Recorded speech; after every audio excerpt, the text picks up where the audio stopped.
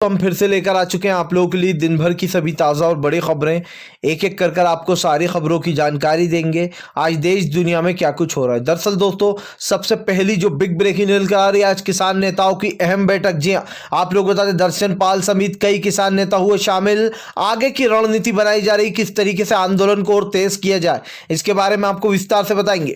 वहीं पर दोस्तों, अगली बिग ब्रेकिंग में हम आपको बताएंगे, जी हाँ, CAA के खिलाफ भड़के राहुल गांधी। बोले चाहे सरकार कितनी ही कोशिश कर ले, असम में CAA नहीं आने देंगे। जी हां दोस्तों, आज असम के दौरे पर पहुंचे राहुल गांधी। भी भाजपा पर निशाना साधा, मोदी सरकार पर। इसके बारे में आपको विस्तार से बताएंगे। वहीं पर दोस्तों, किसान नेताओं की अहम बैठक में आप लोग बता दें, हाईकोर्ट के पूर्व जो जज थे, उन्होंने मोदी सरकार की पोल खोलते हुए कहा, पुलवामा के हमले का सबसे ज्यादा फायदा किसे हुआ। जी हां, यह सरकार मुद्दों से भटकाती है लोगों को। जी हां, भाजपा की, और इस देश के किसान और जनता को परेशान कर रही है। इसके बारे में आपको विस्तार से बताएंगे। वहीं पर दोस्तों बता दें, भोपाल में 100 के पार हुआ पेट्रोल। जी हां, लोगों ने जमकर की नारेबाजी। दरअसल आप लोग बता दें दोस्तों, पेट्रोल का दाम लगातार बढ़ता जा रहा है। 6 रुपए लीटर पेट्रोल बढ़ा है, सोचिए आप। इसके बारे में भी आपको विस्तार से बताएंगे। वहीं पर अगली बिग ब्रेकिंग में हम आपको बताएंगे दोस्तों, आज कैंडल निकालेंगे। जी हां, आज सभी किसान नेता कैंडल मार्च निकालने वाले हैं। जो पुलवामा में जो हमले में जो जवान शहीद हुए थे और जिन किसानों की अब तक जान जा चुकी है इस प्रदर्शन में, उनके लिए कैंडल मार्च निकलने वाला है।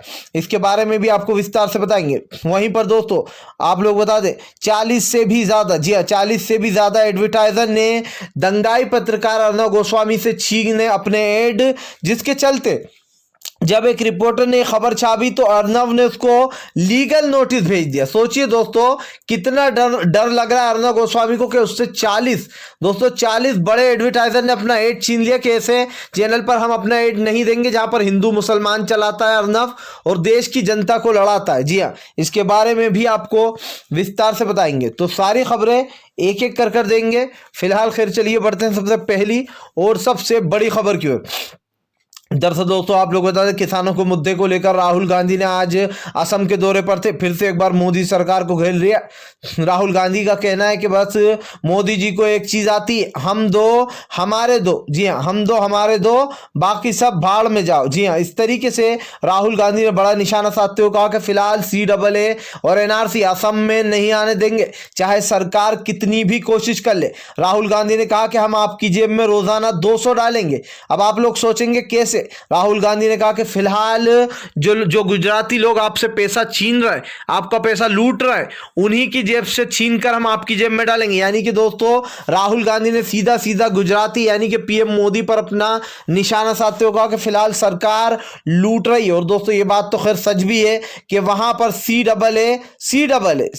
लागू करने के लिए सरकार आतुर है। हालांकि अभी चुनाव आ गए तो रुक गई, लेकिन यह बात सच है कि फिलहाल वहां पर CAA लागू करना चाहती है। लेकिन राहुल गांधी ने कहा कि फिलहाल हम देश की जनता के साथ है। जी हां, और CAA हम लागू नहीं होने देंगे। अडानी अंबानी हम दो हमारे दो, बाकी सब मर लो। जी हां, ऐसा राहुल गांधी ने नारा माना कि अडानी अंबानी हम दो हमारे दो और बाकी सब मर लो। तो दोस्तों, राहुल गांधी ने जो बात कही है वो सोचने वाली है। फिलहाल खैर चलिए हम बढ़ते हैं एक और अगली बिग ब्रेकिंग की तरफ। बता दोस्तों, अगली जो बड़ी खबर निकल के आ रही है, आज किसान नेताओं की अहम बैठक। जी हाँ, दरअसल दोस्तों, लगातार अन्नदाताओं को आज 79वां दिन हो गया बैठे हुए, लेकिन सरकार की तरफ से कोई झुकाव आ नहीं रहा। सरकार और किसान के बीच में कोई बात बनती हुई नजर नहीं आ रही। इसी को लेकर दोस्तों, आज किसान नेताओं के बीच में अहम बैठक हुई है, जहां पर कुछ अहम फैसले लिए गए। बता दें आप लोगों को, आंदोलन को अब और भी तेज किया जाएगा। इसी के साथ साथ जगह जगह राज्यों में जो यहाँ पर इसका प्रदर्शन भी होगा। आप लोग बता दें, किसान नेता जो है यहाँ पर सीधे सीधे कहना सबका यही है, चाहे वो दर्शन पाल जी हों, राकेश टिकैत हो या और भी बड़े किसान नेता, सब ने एक सुर में यही कहा कि फिलहाल आंदोलन तो तेज होगा ही, लेकिन इसी के साथ साथ उन किसानों को भी जागरूक किया जाएगा जो अभी तक इसका मुहिम का हिस्सा नहीं बन पाए। यानी कि दोस्तों, मोदी सरकार के खिलाफ मोर्चा खोलने की तैयारी सीधी सीधी हो गई है। और यहाँ पर एक चीज नोटिस करने वाली है, वो ये है कि फिलहाल इस देश का किसान दोस्तों अब जान चुका है कि उसका भला किस चीज में। सरकार जो उनको बेवकूफ बना रही थी पिछले 6 सालों से, भाजपा की सरकार है, लेकिन अभी तक किसानों के लिए कुछ नहीं किया। और यही सवाल किसान बार बार उठा रहा है, यही सवाल किसान बार बार सरकार से पूछ रहा है। लेकिन सरकार क्या कह रही है कि इसमें आपका फायदा है, लेकिन वो कौन सा फायदा ये सरकार को भी नहीं पता। अगर आप सरकार से पूछोगे कि इस बिल में क्या अच्छा है जरा आप हमें बताओ, लेकिन सरकार के किसी नेता को नहीं पता, किसी भाजपा के एक नेता को नहीं पता होगा कि इस बिल में क्या अच्छा है। बल्कि उल्टा ये हो रहा है दोस्तों कि 2 करोड़ रुपए का धान खरीद कर व्यापारी जो है वो फरार हो गया। ये मध्य प्रदेश का किस्सा था फिलहाल। खैर चलिए हम बढ़ते हैं और अगली बिग ब्रेकिंग की तरफ। बता दोस्तों अगली जो बड़ी खबर निकल कर आ रही, बुरी तरीके से फंस गया अर्नब गोस्वामी। जी 40 से बड़े एडवर्टाइजरों ने दोस्तों छीन लिया है अपना एड।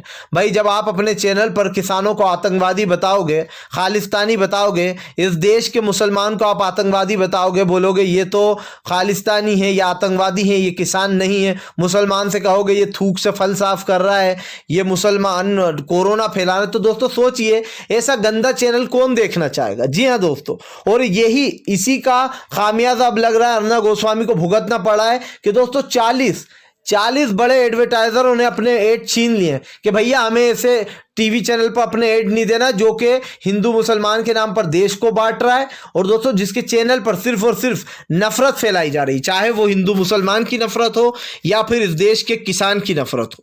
दोस्तों आपको पता होगा कि जब कोरोना आया था तो मुसलमानों के खिलाफ कैसी झूठी खबरें चलाई गई थी अर्नब गोस्वामी द्वारा कि मुसलमानों ने कोरोना फैलाया, मुसलमान ही है वो जिसने कोरोना फैला दिया, जबकि दोस्तों ये सारे जो सबूत थे वो सब झूठे साबित हुए।